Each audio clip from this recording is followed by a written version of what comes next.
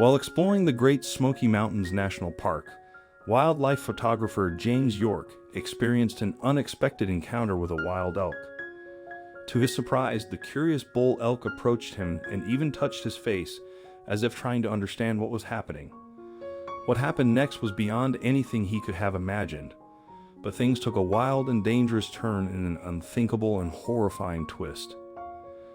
James York had always loved wildlife, and ever since he was a little kid, he loved watching the animals, birds, and insects in his garden.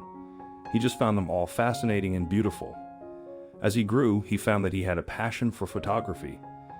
His natural artistic eye helped him find unique and exciting photos, and his bravery and willingness to get right in there in the thick of things meant that he got the shots that other people didn't. He had been on photography trips around the world, from the US to Europe, to the savannas of Africa, and in each place, he took some truly breathtaking shots. On one occasion, he even had been to the Arctic to photograph polar bears. James really wasn't one to shy away from any animal.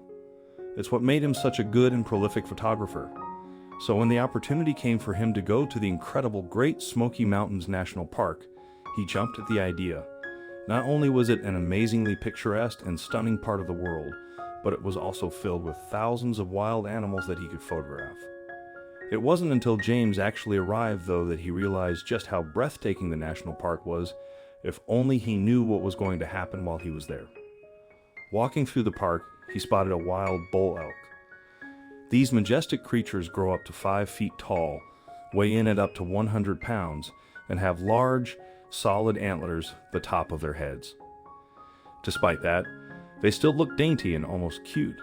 That's why James decided that this was the perfect subject for his next shot setting. Up at the side of the road, he attached a new lens to his large camera and fixed it atop a tripod. He set his camera bag and backpack next to the tripod and looked through the viewfinder to line up his shot. It dawned on him that the elk was a lot closer than he originally thought. In fact, as he looked up from the viewfinder, James realized that the elk was walking toward him. Quickly switching lenses to get closer shots, the elk got with only a meter or two of James. That's when he noticed they weren't as dainty and cute as he initially thought. The elk was tall and slender, but had a clearly powerful body, and his antlers looked like they were made of a brown steel. Suddenly nervous, James resisted the urge to stand up and walk away.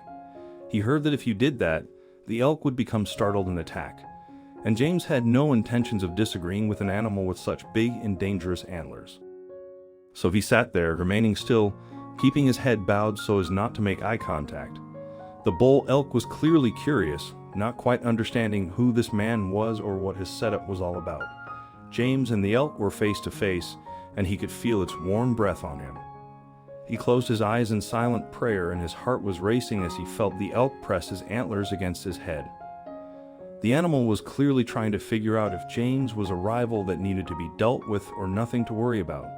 Time and again, James felt the elk's forehead butt against his, the rough antlers scratching against his face. His head started to hurt, and the antler grazes started to turn into cuts that seeped blood down his face. Yet the elk remained agitated. The fact that James wasn't fighting back or fleeing seemed to be causing the elk to get even more violent and unpredictable. A crowd of people had started to gather, a safe distance away. They all watched on silently as the elk's antlers narrowly missed James's face. They grimaced and winced with each and every graze. Yet there was nothing they could do to intervene. The standoff had gone on for over 10 minutes now, and as each moment passed, the bull elk seemed to be getting more and more violent. His antlers had extremely sharp ends, and if the elk was to ram into a sensitive or soft part of James' anatomy, such as his face or chest, it could be game over for this king wildlife photographer. Several times the animal backed off 5 or 6 meters and looked as if it was going to leave, but each and every time it would return, resuming its increasingly harsh headbutting ritual with poor James. It was only a matter of time till the elk would headbutting too hard and James would be knocked unconscious by the antlers. And if that happened, who knows how angry and unpredictable the bull elk would have reacted. James had to do something. It didn't seem like the bull elk was ever going to tire, and he was clearly becoming more and more agitated. His mind was going a million miles an hour. If he stayed here, there was every chance that one of those antlers would do some real damage, but if he tried to move, the elk could become angrier and more scared and charge at him, causing permanent and potentially fatal injuries. Night would soon be upon them. So he had to think fast if he wanted to get out of the situation relatively unscathed. So James slowly started to stand up, trying not to make any sudden movements. He placed his knee underneath him to properly take his weight before steadily raising up to his full height. He kept his head respectfully bowed, keenly aware of how looking the bull elk directly in his eyes could cause him to go into a rage and charge at full force. That could easily kill someone. The elk seemed skittish, unaware of whether to flee or charge. He seemed confused. Was James standing up to an act of aggression or not? He kept leveling his antlers at the man as if he was going to charge before looking back up to see how he had reacted. This went on for several long, tense minutes. Again, James was in a predicament. He couldn't turn and walk away as the bull elk might pursue. But he also couldn't stay there in that deadlock indefinitely. Luckily, as if by some sort of much-needed miracle, he heard a car horn and noticed from the corner of his eye that a large white vehicle was approaching. This could be it. This could be James' path to safety. The large white car slowly pulled up behind him, and the driver leaned over to push the passenger door wide open enough for James to dive in. The bull elk once again seemed startled and started to approach the car cautiously, ready to charge at any potential danger. Rather than move towards the car, though, the animal decided to smell and bite at the photographer's equipment. James couldn't believe his eyes. His camera, lenses, bags, and other photography items were worth thousands and thousands of dollars.